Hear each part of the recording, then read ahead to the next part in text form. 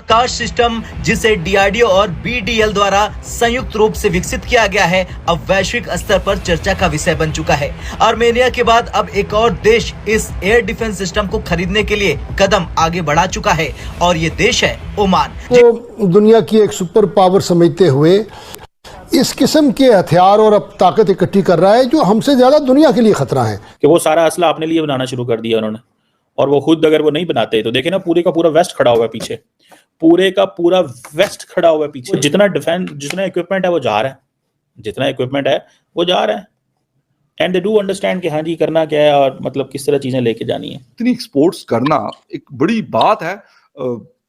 मुझे नहीं पता क्योंकि मैंने पूरा नहीं वो किया कि शायद 3rd नंबर पे एक्सपोर्ट्स हैं, 4th पे है या टॉप 5 में है, क्या है, थोड़ा सा आपसे समझने की कोशिश करेंगे। देखिए सर, आपकी बात सही है। भारत अभी बहुत सारे डिफेंस सिस्टम्स पे काम कर रहा है। जैसे मैंने आपको बताया कि अभी ये ट्राजन है, आकाश के बारे में बताया था, पिनाका के बारे में बताया था।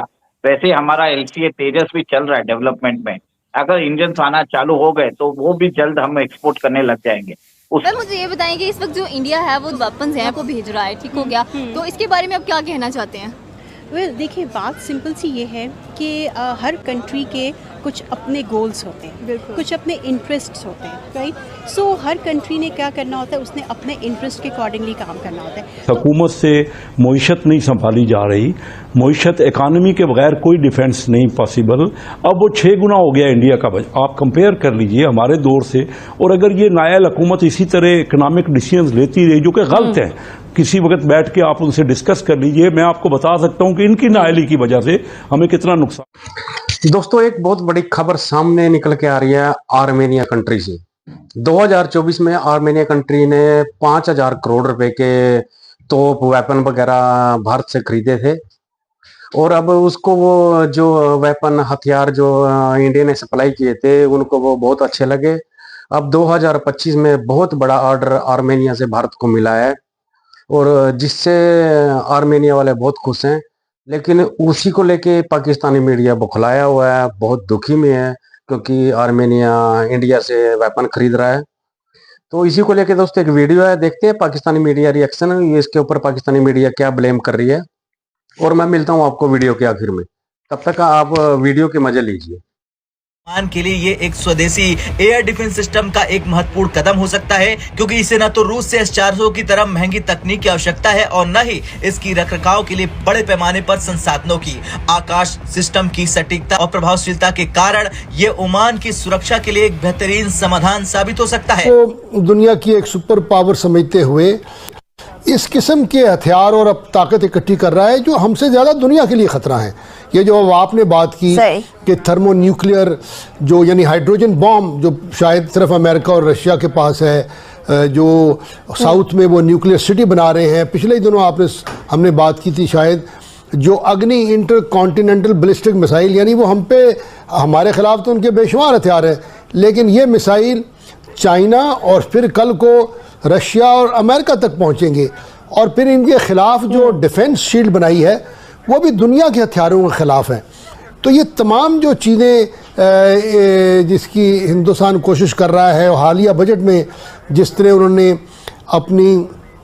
अपनी जिसे कहते हैं ऑफेंसिव कैपेबिलिटी बढ़ाने के लिए मज़ीद पैसा खर्च करने का वादा किया है उनको, और 2 बातें ख़ास तौर पर नोट करने वाली हैं। उनकी आर्मी चीफ ने दोबारा इस चीज़ का अदा किया है कि जनाब ये जो कोल्ड स्टार्ट का स्ट्रेटजी थी, यानी अचानक पाकिस्तान पे हमला करना, ये अभी भी हमारे लिए काबिल अमल है।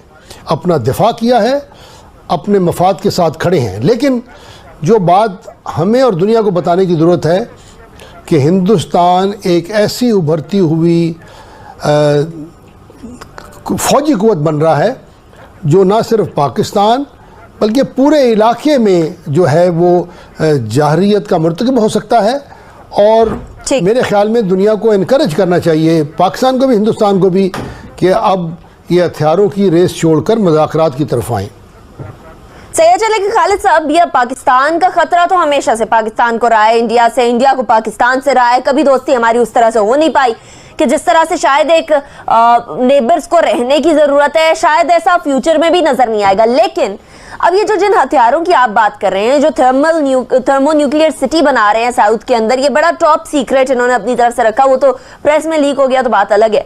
लेकिन इसका मतलब ये है कि अमेरिका से जिससे ये हथियार ले रहे हैं, रशिया से जिससे ये हथियार ले रहे हैं, चाइना से जिससे दोस्ती बढ़ाने की कभी कोशिश होती है, कभी तनाव बढ़ जाता है, इन तमाम सुपर पावर्स को बैठना पड़ेगा, सोचना पड़ेगा कि देखिए सर, आपकी बात सही है। भारत अभी बहुत सारे डिफेंस सिस्टम्स पे काम कर रहा है। जैसे मैंने आपको बताया कि अभी ये ट्राजन है, आकाश के बारे में बताया था, पिनाका के बारे में बताया था।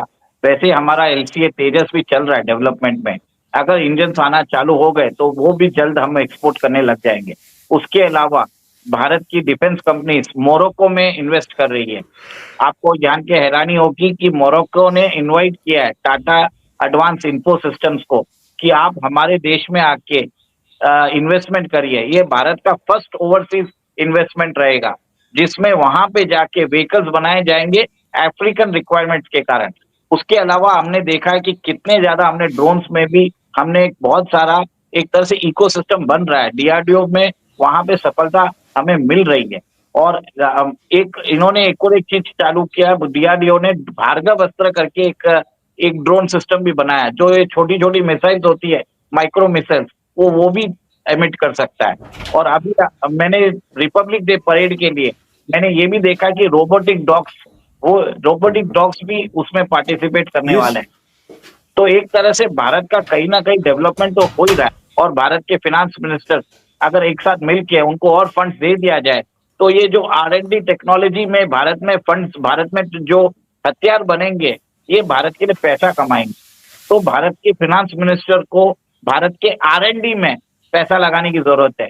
डिफेंस बढ़ाने से कोई मतलब नहीं है। डिफेंस के अंदर R&D और वेपन्स एक्विजिशन की जरूरत है। हमारे पास फिगर आता है कि ओवरऑल फिगर, उससे कोई मतलब नहीं रखता है।